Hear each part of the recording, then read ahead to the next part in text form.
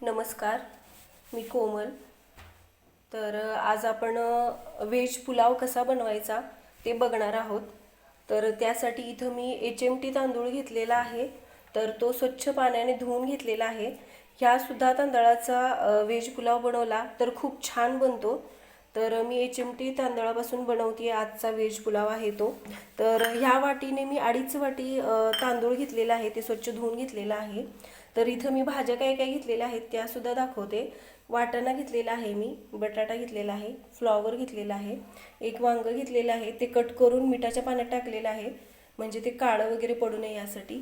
थोडेसे खडे मसाले घेतलेले आहेत, तमालपत्र घेतलेले आहे, दालचिनी घेतलेली आहे, काळी मिरी, लवंग घेतलेले आहे आणि वेलदोडे घेतलेले आहेत. इथं मी 2 टोमॅटो घेतलेले आहेत, कांदा उभा चिरून घेतलेला आहे आणि हिरवी मिरची सुद्धा घेतलेली आहे. चला तर मग रेसिपीला सुरुवात करूया.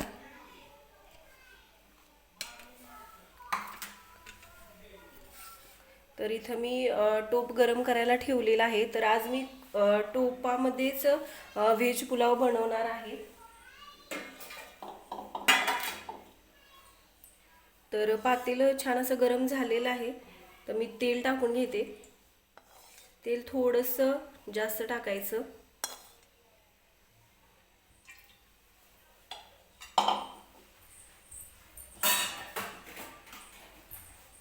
भाज्या ज्या आहेत तुम्ही तुमच्या आवडीनुसार कमी जास्त करू शकता. म्हणजे बीन्स वगैरे जरी वापरले तरी चालतात.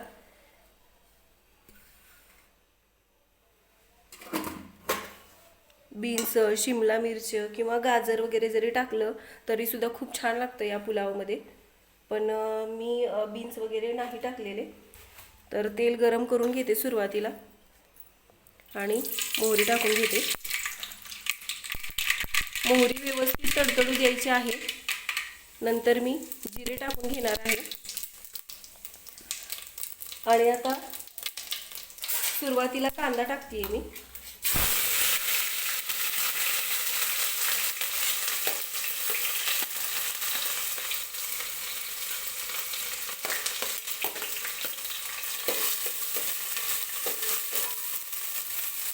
हिरवी मिरची टाकून घेते. मिरचीचं प्रमाण तुम्ही तुमच्या आवडीनुसार कमी जास्त करा. जास्त जर तिखट आवडत असेल तर हिरवी मिरची थोडीशी जास्त टाकली तरी चालते. पण मी 2-3च हिरव्या मिरच्या घेतलेल्या आहेत, कारण की आमचं पिलू छोटं आहे. मग खूप जास्त तिखट जर पुलाव झाला तर तो नाही खाणार, यासाठी मी थोडीशीच हिरवी मिरची घेतलेली आहे. आता याच्यामध्ये मी खडे मसाले टाकून घेते.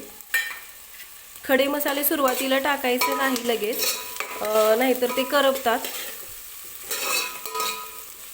कांदा व्यवस्थित आपल्याला सॉफ्ट होईपर्यंत तेलामध्ये भाजून घ्यायचा आहे.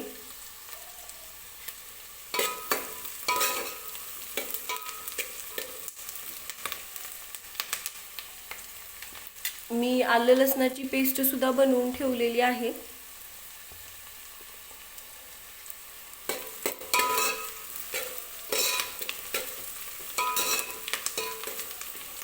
गाजर वगैरे या पुलावमध्ये जर टाकलं तर आणखीनच छान लागतात.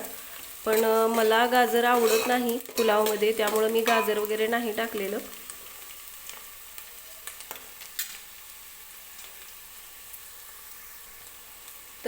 हे बघा, कांदा हलकासा गोल्डन रंग येईपर्यंत मी भाजून घेतलेला आहे तेलामध्ये.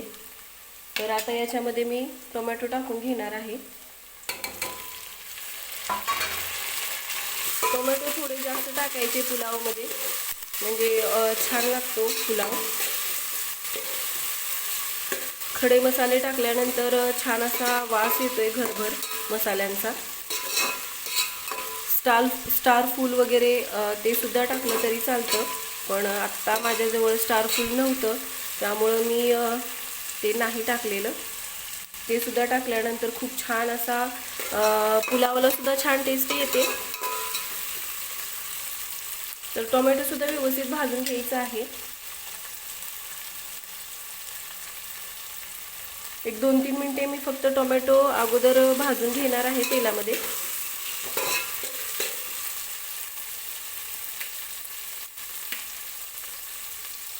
तर टोमॅटो सुद्धा मी 2-3 मिनिटे भाजून घेतलेला आहे.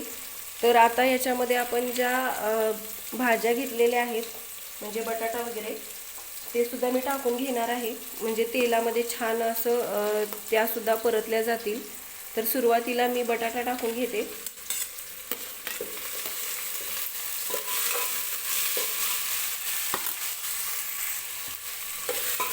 बटाटा टाकून घेतलेला आहे मी. आणि आता फ्लॉवर आणि वाटाणा दोन्ही एकत्रच टाकते.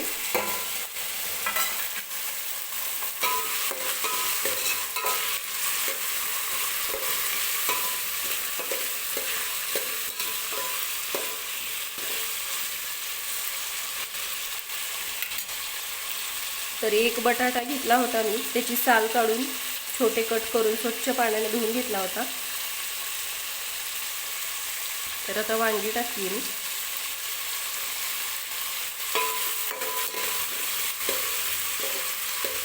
सगळ्या भाज्या व्यवस्थित परतून घेते मी, तुम्ही बघू शकताय.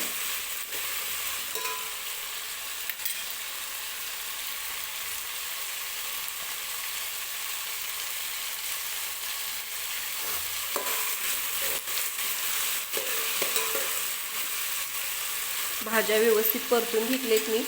तर आता याच्यामध्ये आलं लसणाची पेस्ट टाकते.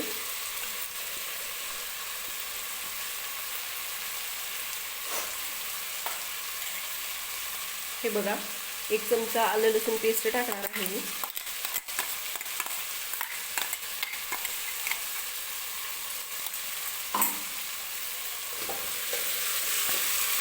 व्यवस्थित सगळं मिक्स करून घ्यायचं, म्हणजे आलं आणि लसूण हे व्यवस्थित या भाज्यामध्ये मिक्स झालं पाहिजे आहे. आणि ते भाजलं सुद्धा गेलं पाहिजे व्यवस्थित. लसणाची वगैरे कच्ची अशी टेस्ट नाही यायला पाहिजे. अशा पद्धतीने व्यवस्थित आपल्याला सगळ्या भाज्या आणि मसाले वगैरे व्यवस्थित भाजून घ्यायचे आहेत.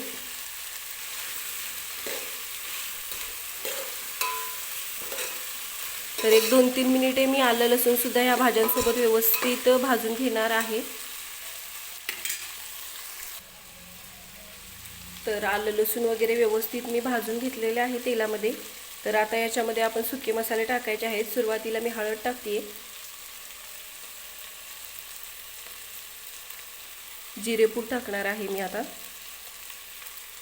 धनेपूड, थोडासा गरम मसाला टाकते मी, आणि हिंग सुद्धा टाकणार आहे थोडंसं. हिंग टाकल्यामुळे पुलावला छान टेस्ट येते. तर हे बघा, थोडंसं हिंग टाकून घेते मी आणि व्यवस्थित मिक्स करून घ्यायचं.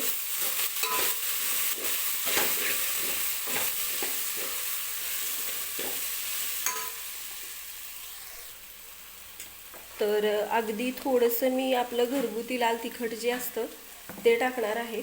भाताला छान टेस्ट येते. आणि व्यवस्थित मिक्स करून घेणार आहे.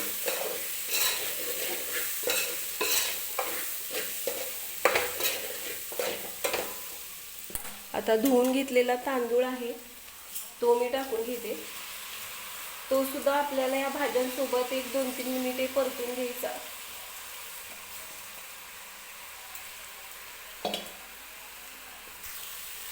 तांदूळ टाकून घेतलेला आहे आणि व्यवस्थित मी भाज्यांसोबत मिक्स करून घेते.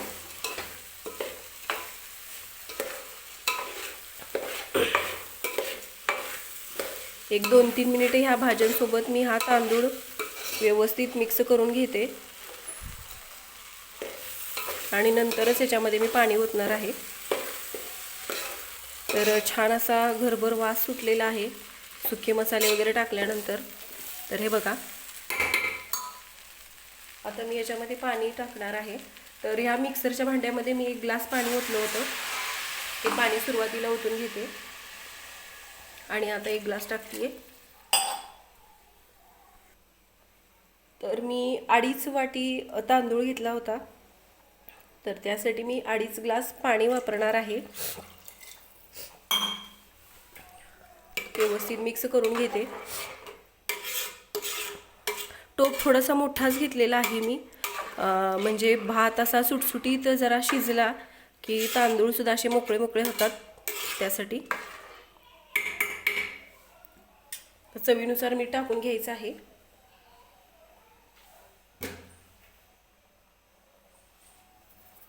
तर सेंधव मीठ टाकते मी.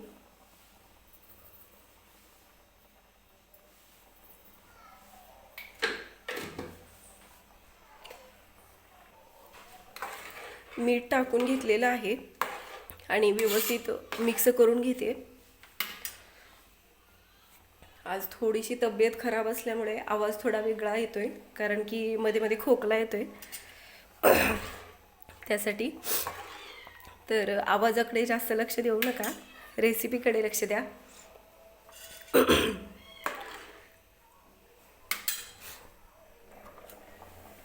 तर आता वरून थोडीशी मी बारीक चिरलेली कोथिंबीर टाकून घेते. व्यवस्थित मिक्स करून घेणार आहे परत एकदा आणि झाकण ठेवून मी याला शिजवून घेणार आहे. मध्ये मध्ये चेक करत राहायचा भात, खालून करपायला वगैरे नको त्यासाठी.